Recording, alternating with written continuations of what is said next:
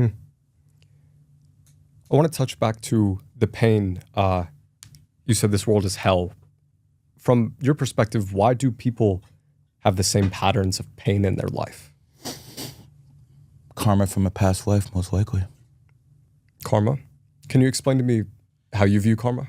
If you do bad things, they come back to you. Sometimes, like for instance, if you're a 1 life path, a 5 life path, a 33 life path, maybe you do bad things, they come back to you next lifetime. For you, not that easy. You're an 8, shit boomerangs back to you right away. So as an 8, you got to be very careful because your karma will hit you this life. Other people, karma might come to them next life. But so you believe we're reincarnated over and over again? All of them. Like for instance, if you're an 11, 22, or 33, you're an old soul. You've been reincarnated quite a few times in life. I look at the 1 through 9 as kind of like the baby souls, and the 11, 22, and 33 kind of as the souls that pass the missions of the 1 through 9 and then get a right to try it as a master number. And master numbers are much more difficult than anything to do with the single digits. I believe 9 is the first reincarnation. Infant starts with the I, child starts with the I is the 9th letter. So I do believe 9 is the infant of the numerology system. And that would make sense because they're so, dependent on looks. They like shiny things. The way I look at 9s, they like shiny things. And since 9s are so obsessed with looks, that's a good way to get stuck in the matrix forever. A lot of people who are rich, a lot of people who are religious like to cope. Oh, I don't have money, but I have a strong connection to God. You can't take the money with you. You're right. I can't take the money with me. But you going, becoming a bodybuilder or looks maxing, you can't take that shit with you either. So we can go both ways here. At the end of the day, there is no justification, at least in the capitalistic society, to be broke, not be able to benefit your family, help your wife, help your kids, and then say you have a connection to God. You're a joke.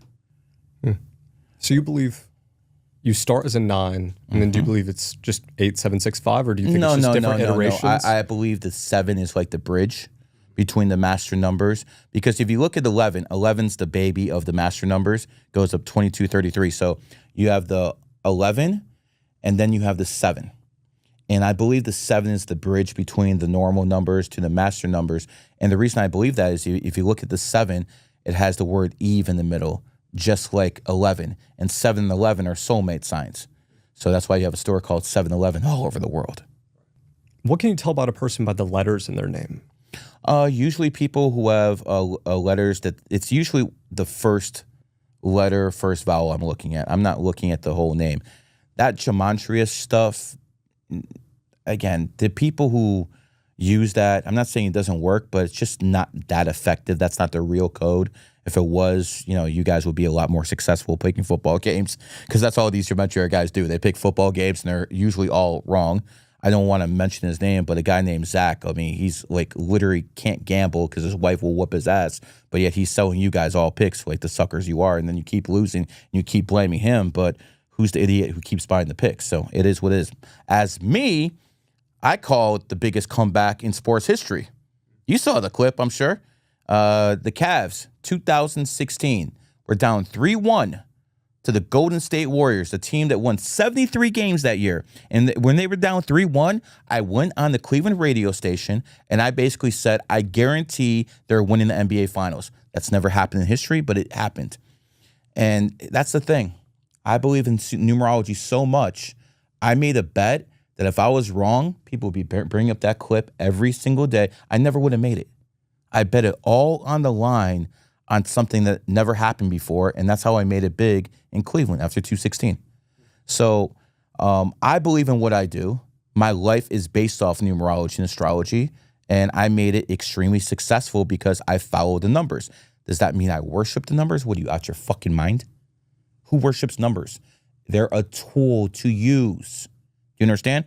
It's a tool that the prime creator, what you guys call God, left us to use. And there's a lot of guys who are Christians, and they'll be like, yeah, numerology and astrology is real, but we're not supposed to use it. What? How does that work? So you have a car, but you're not supposed to use it because you could get in an accident. That's just a stupid way of thinking of things.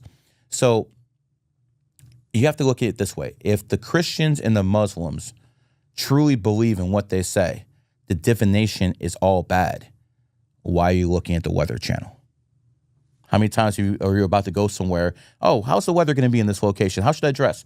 That's divination. You're trying to figure out the future. So why is that okay?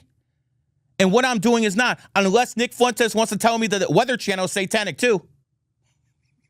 This is comedy. This is pure comedy. And again, when you look at it, you understand why people are in the positions they are.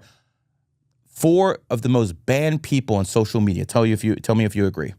Alex Jones, Andrew Tate, Nick Fuentes, not so much anymore. Thank you, President Trump. And again, most of these guys are going to say, praise Allah, I got my YouTube back. Praise Christ. If that's the case, how come that you didn't get it back during the Biden administration? How about praise Donald J. Trump for actually putting pressure on Google and getting them to basically start censoring a lot less? These are facts. I mean, I only started going YouTube live this year because Donald Trump was president. If he wasn't president, I'd probably be in Saudi Arabia right now. I might have missed this, but explain the letters to me. I think that's the last part we're missing of the system itself. I believe that there was a couple beta languages to test things, and I believe that English is the final masterpiece creation. I believe they started using the Greek language as a beta test form of using numerology and astrology within the language. I believe the second form they perfected it in was Hebrew. And I think the final perfected form is English. So if you look at Greek and Hebrew, first 2 vowels, E. But they're in the second position. Where English, the final version, the E is in the last position. And let's not talk about evolution. Evolution starts with the E. So anything with E would be most likely to change the most. If someone's a 5 life path, they usually start off being like some kind of liberal, and then they go straight to being a straight conservative. People who are 5s evolve the most throughout their lives. And again, we talked about this in the very beginning. 5 is one number that's open on both sides. So they go through the most amount of change, which would make sense why evolution starts with E. So for, I guess, Jack Neal, let's say, would you look at the J? Would you look at the N? I would look at the J and the A. I would look at the J being the first letter and A being the first vowel. J is the 10th letter. Jack is a 1. So that would, even though you don't seem like you're too argumentative, you definitely are. People who have that A energy tend to be argumentative. I'll give you an example. 1 is the number of the lawyer. First vowel in lawyer, A. First vowel in attorney, A. They argue A, the law, A. Boom, boom, boom, boom. So it's 2 1s, the J and the A? Yeah, that's the way I look at it. Interesting. And then what happens if someone, will it change your life if you have a nickname? Like your life path a little bit? The vibration of energy that comes out will change it. There's no doubt about it. Like, give me a famous person with a nickname. GG33. GG33, that's basically by name. Andrew Tate goes by Cobra, let's say. Cobra. Well, that's interesting. If you look at his, Andrew says he's not into numerology, even though I told him he'd be famous in 2022 on a phone call in 2018. He won't admit it, but I can put up receipts that we actually had that phone call. I'm the one guy he's scared to say anything about because I actually have receipts. So he won't blood my name anymore like he used to attack me all the time before he got famous. But if you look at Andrew Tate, he does use the number 8. Tate, 8. So that's the why he does it.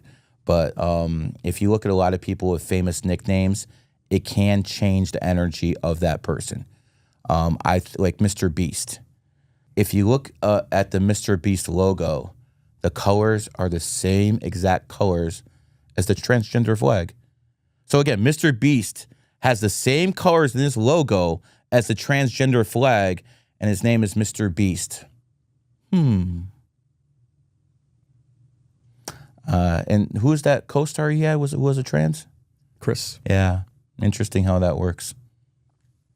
I refuse to believe that a guy with no charisma like him made it big. That's a manufacturer plant right there. There's no chance in hell he made it. Listen, I don't like Nick Fuentes, but he's a very charismatic person. He has great monologue skills. I respect that. Andrew Tate, another piece of shit. He's literally a glorified pimp. But some of the best monologues in the game. He is a good talker. Tim Pool, no matter what people say about him, great talker.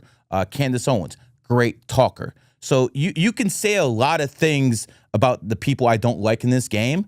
And I'm not saying I don't like all of those guys, but I respect them for being the best of what they do. See, that is the difference between a man and a woman. When a man doesn't like you, he can still respect you. If a woman doesn't like you, she doesn't like you the way you walk, the way you talk, the way you dress, everything.